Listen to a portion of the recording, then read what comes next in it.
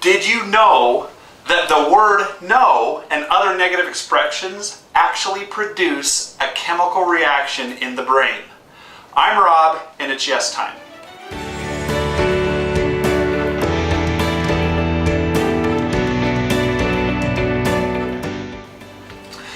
The words no, don't, how dare you, they actually produce dozens of stress-creating hormones and chemicals in the brain, impairing neurological processing.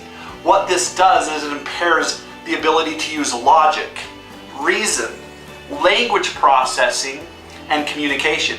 How many of you as parents or loved ones have had an experience with a child or with a teenager or a young adult where you're thinking, logic, reason, language processing, and communication seem to have all gone out the window in this conversation? That's what happens in our brains when we are using no language. So what this module is all about is using what we call yes language. That's what this system was developed for, is for the yes language. It's yestime.com. It's all about making a transition from no language to yes language.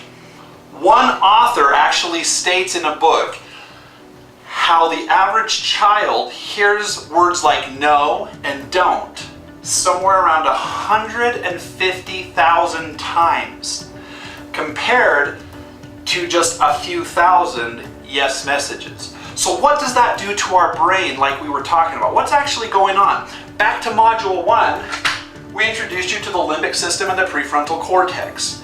We talked about how the prefrontal cortex is about logic, morals, that's where our value systems and higher functions take place.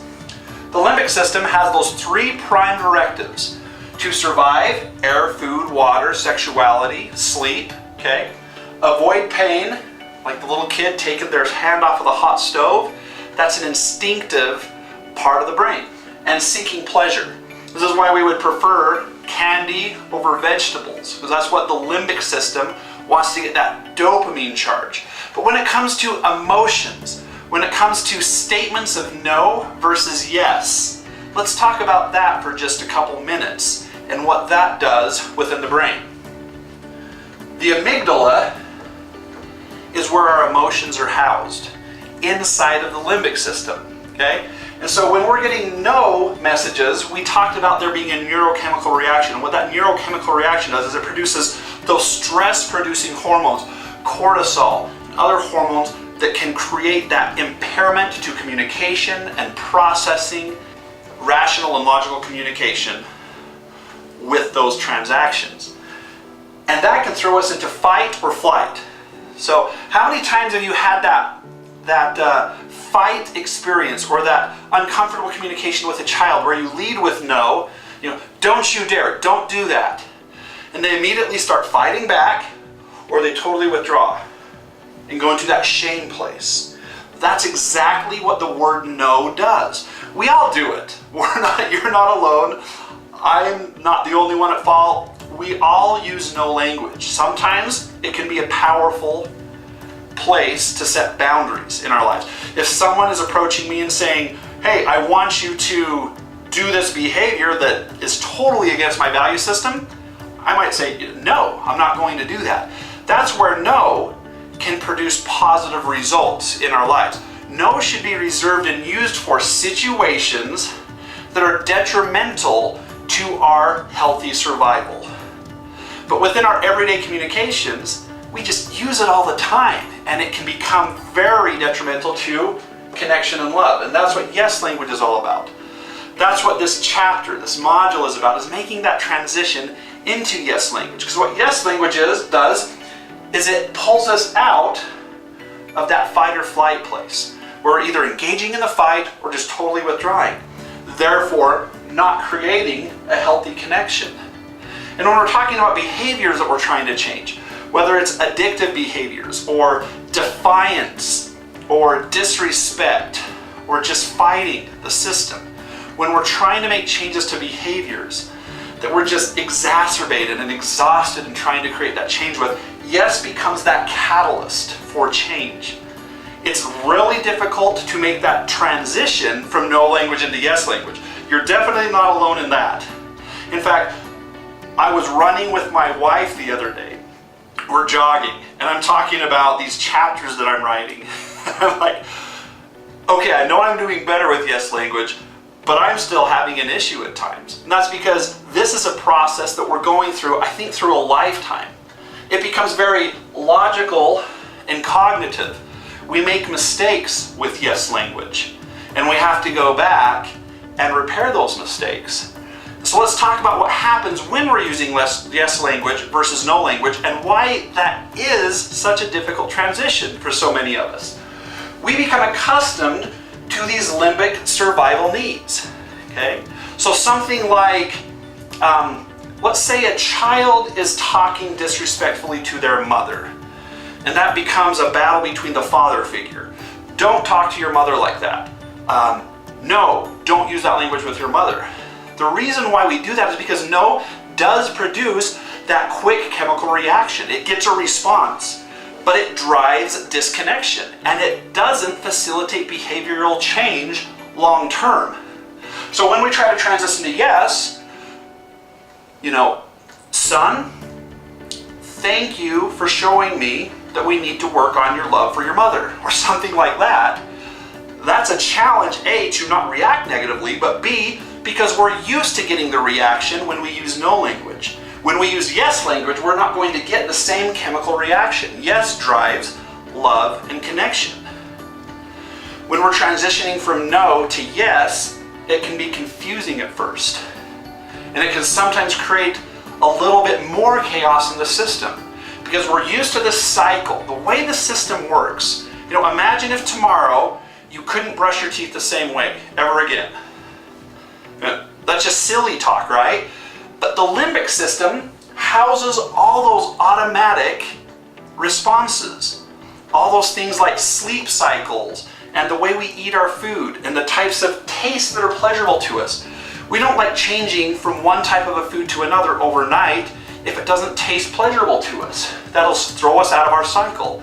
And changing from no language to yes language is the predominant type of statement that we make. Does the same thing to the brain. And it does the same thing to the loved one we're working with. They're like, whoa, what's going on? And I'm going to tell a couple stories about that. So making those changes from no to yes language takes consistent tweaking. It's a process. It's not an overnight event. It's one of those things that if you say, I'm going to do it today and see how it works. And if it all blows up and you give up on it, then it's just going to be like every other goal that doesn't ever work, because this is a goal that does take time in really getting those long-lasting results with. One of the statements I often hear is, well, my kid is just extra difficult. My child's extra difficult, and it's not working. My response to that is, if they're extra difficult, they probably need it more than anyone else out there. They need that positive reinforcement, those yes statements to be made in their lives. And yeah, it probably will take a little more time, but the consistency and working through that so that the child knows that you're serious about this change in conversation, it will pay dividends and long-lasting results. I had one client that was in here saying, we were working with the parent, and the client was like, I totally think they're just listening to you as a therapist, and I don't think they're sincere about the changes that are being made. And I was kind of chuckling to myself, because I'm like, well, that's awesome. How great is that? They're actually noticing the changes being made, and they're blaming it on me. They're not giving their parents the credit yet. But over time, what happened is this parent consistently continued to use yes language, and that transition happened. It wasn't about me making the suggestion. It was about this genuine connection was starting to happen, and this child was starting to communicate and be more honest and connect with this parent, unlike they had ever experienced throughout the first 16, 17 years of their life. That's the power of yes language, is it does take time, but it dynamically and fundamentally changes the relationships that we have. It'll change the relationships that you have with your children. When parents talk about this process of change, a lot of stuff can come up, this feeling of shame. Man, I'm just struggling. I totally screwed up this opportunity to use yes language. And so it can go into that, I'm a failure as a parent. And one of my favorite statements to make to parents is, well, welcome to the club. Because we're all there. We all fail as parents. Back to chapter 3, to module 3, we talked about how the success of our child in going through a system, so going through life, isn't about how much we fight. It's about how much we resolve those conflicts. Being able to go back and humbly apologize and work through the mistakes we make. We're going to fail. You're going to fail with yes language. And I'm going to give you a couple of examples of how yes language really can change the dynamics in your relationship. But you'll fail at other times. And even when you start using yes language, for example, don't touch that. Thank you for giving that to mom. Thank you for giving that to dad, rather than don't touch. Or, wow, that's a really special thing of mom's. Thank you for respecting. Instead of going into the no, don't, that produces that reaction in the brain. And here's the real huge trick to that reaction. Kids sometimes want it because if they're not getting enough positive reinforcement and enough positive interaction with yes language, they will actually crave the no language because they want to emotionally connect. And even though no is emotionally disconnecting us long term, in the short term, it creates an emotional connection, albeit a negative one. And so we get accustomed in these cycles where we're so used to the negative emotional connection that when we start transitioning to the positive emotional connection, the kids are like, what the heck is this? What's going on here? And they'll often want to move back to the no language as quickly as possible because that's what they're used to. And so that's what takes time, is helping the system slowly but consistently adjust to the deeper connection and love that can exist through yes statements. Using yes language will test patience because it doesn't get that immediate reaction. Here's an example. Let's say you're having a negative engagement with a child and they come out and they say, I hate you, don't ever talk to me. Does it sound like something that's ever happened with you? If it hasn't, great. Maybe a little less severe than that, but let's say that happens. The immediate reaction would be, don't you dare speak to me that way. Go to your room.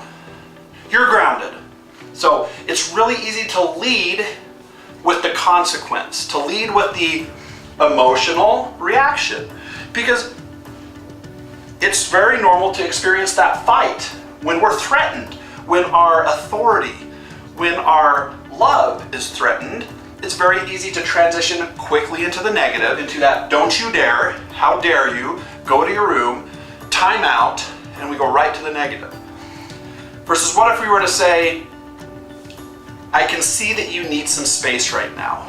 When you're ready to talk, let's chat. That doesn't mean that you wait 3 days. You might need to re-engage. You've had a few minutes to think. Can we sit down and talk now? It might not start perfectly, but that type of a transaction alone will foster a positive connection.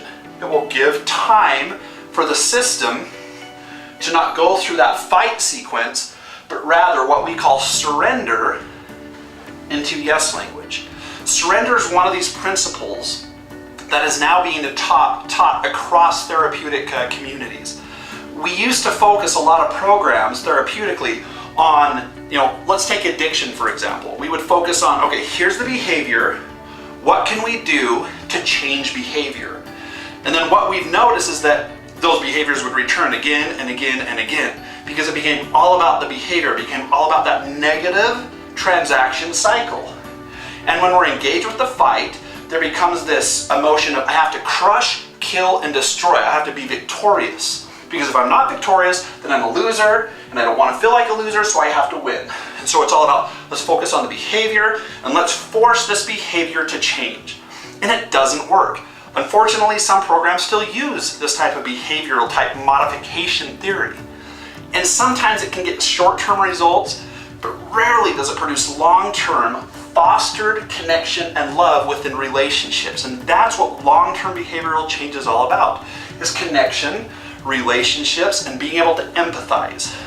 So what surrender is all about is, rather than fighting and crushing and killing, for example, an addiction, we teach acceptance. I'm human. I have a limbic system, and we'll often call it. This is your limbic system. It wants to participate in that activity. It wants the drugs, the alcohol, the pornography, the negative behavior, because that's what it sees as a survival need, because it's producing a chemical reaction. So we start to externalize the negative behaviors so that they no longer think that I am the negative behavior. I am a failure. I am this. It is a negative behavior. I have morals. I have values. And these behaviors aren't fitting in with my values. However, I can't crush, kill, and destroy my limbic system. That part of my brain is there to help me survive. It's what helps me sleep and wake up and eat food and drink water and engage in relationships in the first place. Our goal is to have healthy, connecting relationships. But because of the negative cycles we get in, that goal in pursuit of happiness often gets confused in the journey. Surrender is about accepting that journey, accepting the fact that we will be triggered, that we will have cravings, that we might be addicted to food or alcohol or some kind of a drug because we make decisions that get us into an unhealthy cycle. And when it can surrender to the fact that we will be triggered, that we can't crush, kill, and destroy, the conversation can start turning positive. Yes, I'm triggered. Yes, I'm addicted. However, I can respond to this in a different way now. Instead of fighting it, and when we fight the addiction or the negative behavior in that case, it seems to eventually always win.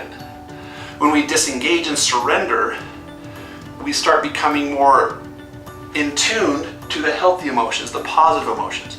We stop hating self to the same extent. And when we're working with clients, seeing that transition of processing everything negative and starting to process things in a positive yes type of format can make all the difference in the world. And that's this process in parenting as well. You're human. If you have multiple kids or even one child or a stepchild or you're a grandparent taking care of a couple grandkids, it can get exhausting. Just the daily routine of trying to provide, of trying to help emotionally sustain and helping make good decisions, it can get exhausting to the point where we feel like we have to control and predict through either fight or flight. And when we try to control and predict through behavior only, it'll always backfire. It might work short term, but eventually it will kick us from behind and we'll be engaged in that fight over and over again. So surrender is that process of saying, my kids are going to have a fight every once in a while. I'm going to fail every once in a while.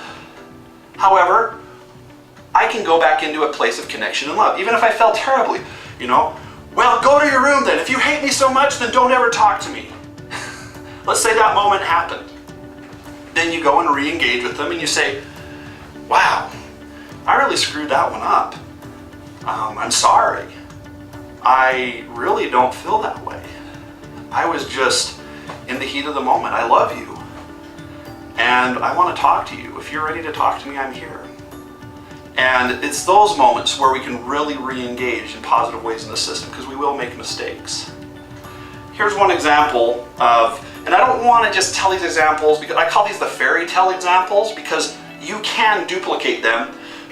But when we try to use yes language, it's not always going to work perfectly. There will be moments where you're like, I feel like I did that perfectly as a parent, and I just got stabbed in the back. And that's the process of transition we're talking about. Be consistent, work through those moments. The patience in the process of yes language will pay huge dividends over time. When we're working with addicts, for example, we tell them that to make that transition takes them somewhere between 6 up to 24, even 36 months in really, really deep, broken systems of addiction. Okay? But we have seen the deepest of addicts transition into really positive sobriety in their lives. And from a parenting perspective, this transition can happen even can happen much more quickly. With younger children, it's sometimes a very rapid change. With older teens and young adults, since we're not having as many interactions, the ones we do have are a lot more significant, then it can take a little more time, and that's okay. That's, I think, one of the wonderful things about life is we learn from our mistakes. We continue moving forward. One father who was known to be really kind of hard-nosed, lots of consequences, lots of discipline, had set a curfew, and he really had decided to take this experience I'm going to tell you about and make it a positive one. And it paid huge dividends with his daughter. He had a teenage daughter who had an 11 p.m. curfew. She went out to the gathering with her friends, and the ride that she was supposed to get left. She conveniently ignored her cell phone, and it was well after midnight before she had an opportunity to get home. She knew plain well that she was going to get home and get the lecture and probably the consequence, which, if I recall, it was about 2 weeks of earlier curfew. She was fully expecting to get that consequence. She walked in the door, and the dad said something along the lines of, "Wow, I'm so glad you're home safely." It's very calm, and then said, "We need to sit down and have a talk." And he reports that she was kind of, "Yeah, I'm sorry, I know I'm late," and she went into this, she was accountable. She finally got there to the truth. She was kind of skirting the issue a little bit. "Well, I could have done this, and, did you have your cell phone?" And she finally was honest. "Well, yeah, I wasn't. I frankly just kind of ignored it because I knew I couldn't get a ride and I wanted to stay because we were having fun. I'm sorry, I know I'm probably getting a consequence." And he sat there and they talked for a minute, and then he says, "Well, I'm glad you're safe. I love you so much. Thank you for being honest with me. Yeah, we do need to talk about consequences now." So she was ready for this consequence to come, and he said something along the lines of, "So what will need to happen is you need to go out with your friends tomorrow, and you need to show me that you can come home on time because I trust you. I know that you can do this." And he said that the daughter was like, okay.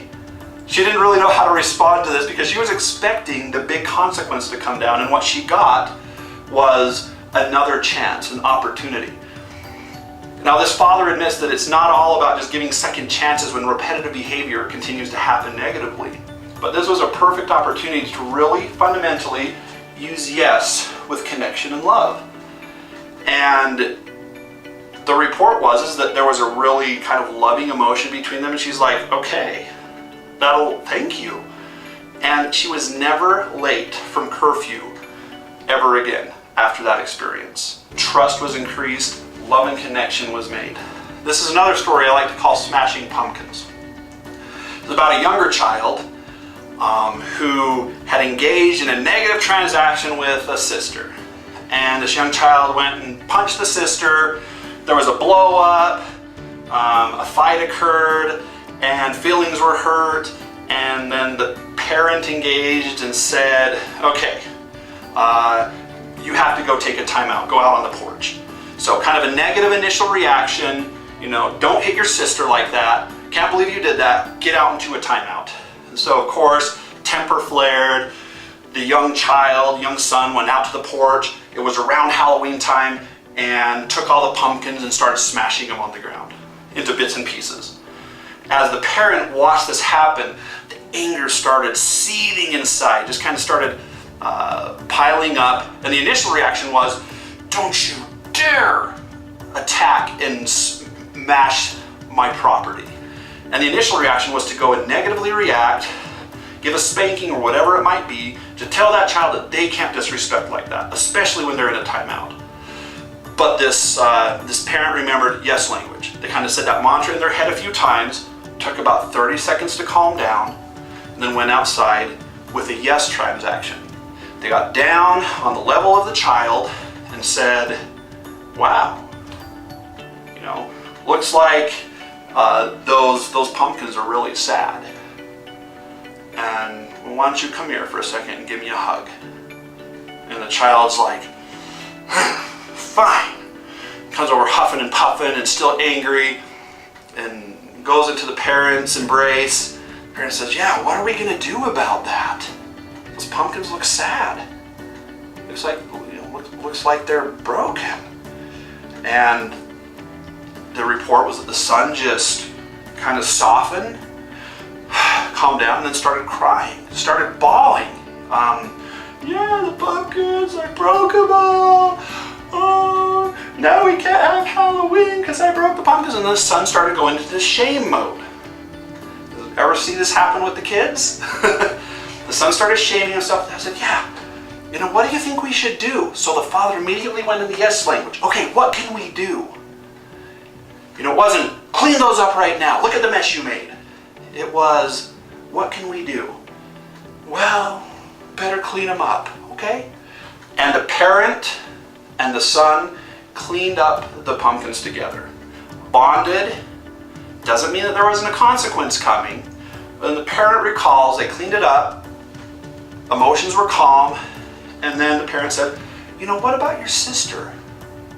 What happened with your sister? Well, she made me mad, and well, what did you do? Well, I hit her. Wow, how do you think she's feeling? Well, she's probably sad. Yeah, kind of like the pumpkins.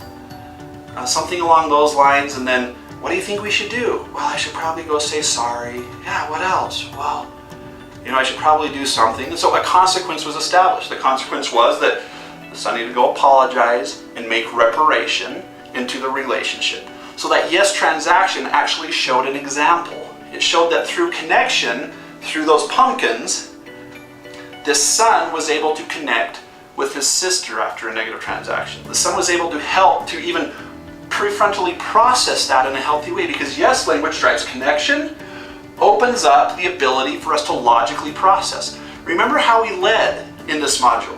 When we use no language, when we go negative, which we do at times, and don't beat yourself up for doing that.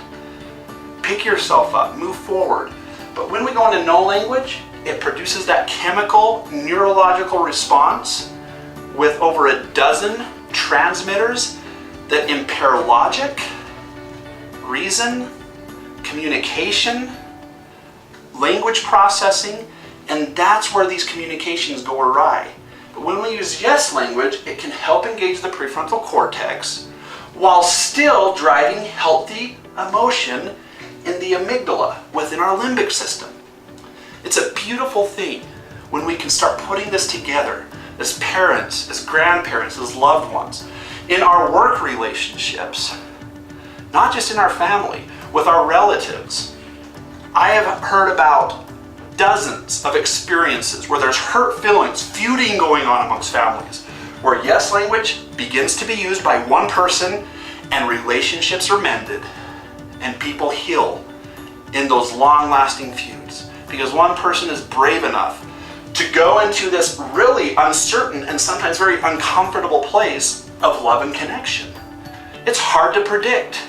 This is easy to predict. No language is easy to control and predict because it will always produce the same results: a fight or withdrawal through flight and disconnection. But yes language kind of messes up the system a little bit in a positive and healthy way.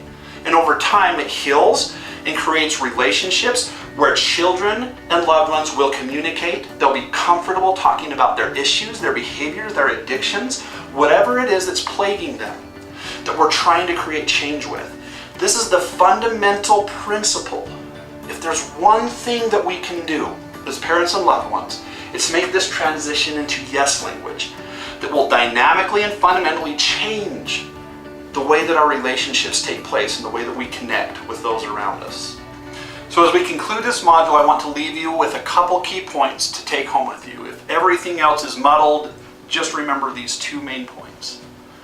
Remember to say to yourself when you're engaging in a parent-child or a parent-parent or a parent-loved one, parent-grandparent, whatever it might be, transaction, just say to yourself, yes language. So make that mantra part of your life. Maybe make it meditative a little bit. That's what we encourage our parents to do, that we're counseling with. We encourage you to do it, to lead with just a thought, yes language. Number two, remember that when we lead first with consequences, it will almost always become a no language transaction. So point number two to take with you is lead first with connection and compassion. So empathize with them, hear them, understand what they're saying, even if it's totally illogical, even if they're way off in left field. Like one of my parents who we were working with a child who, and this has happened multiple times, they wanted their parents to agree with them that marijuana use was okay for them as a teenager. And whenever the parent would say, but no, no, no, it would always engage in a negative transaction. I said, listen to them, hear their point of view, even if you totally disagree with it. Connect with them. And then, second, you can lead with consequence. Once we've connected, we have that opportunity to then enforce whatever the rules in our system are. So, 1, yes language. 2, lead with love and compassion and connection. Then move to the consequence after you've connected with them.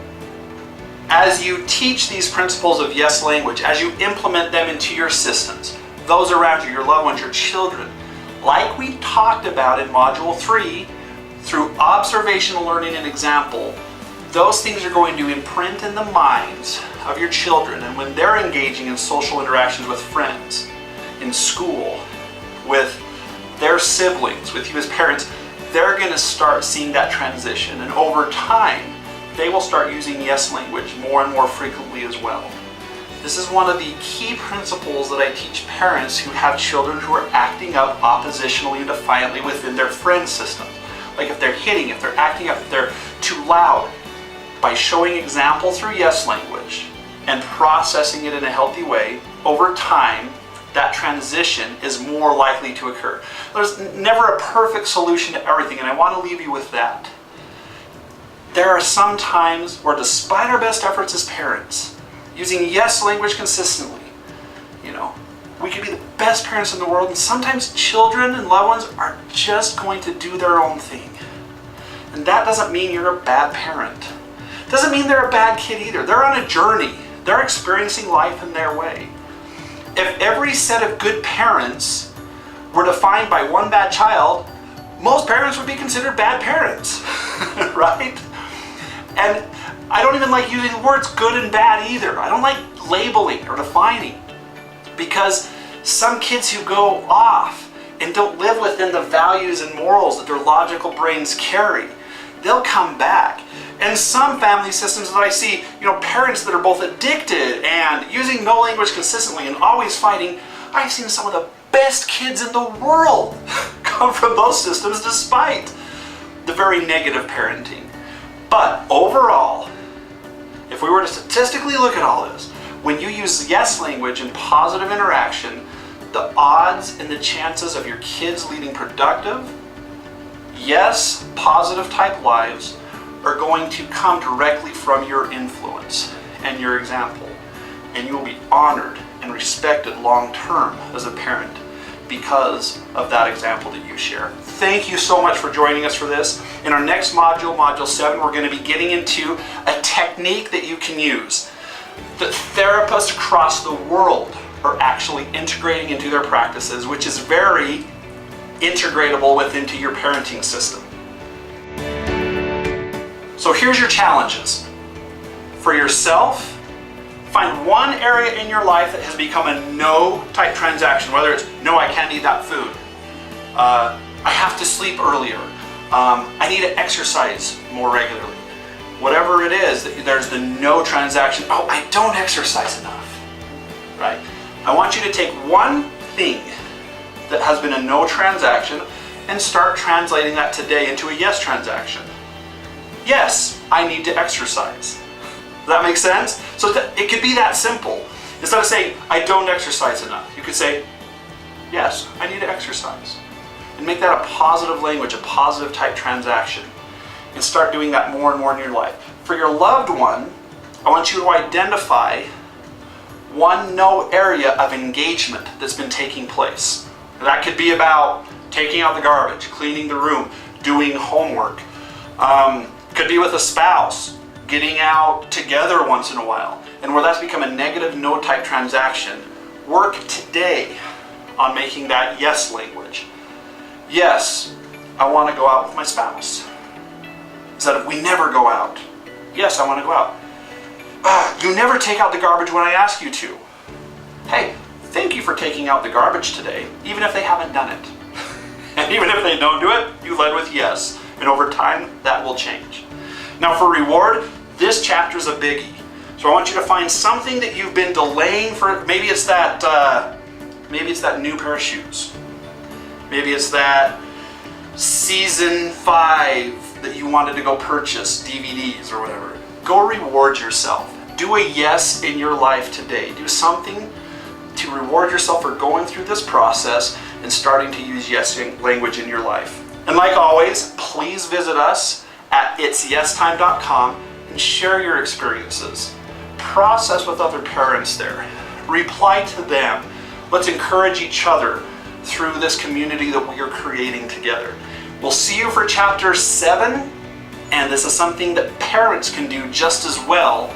As we talked about, you are the best therapist, and learning some of these principles will connect you at a deeper level with your children than ever before. Look forward to seeing you next time.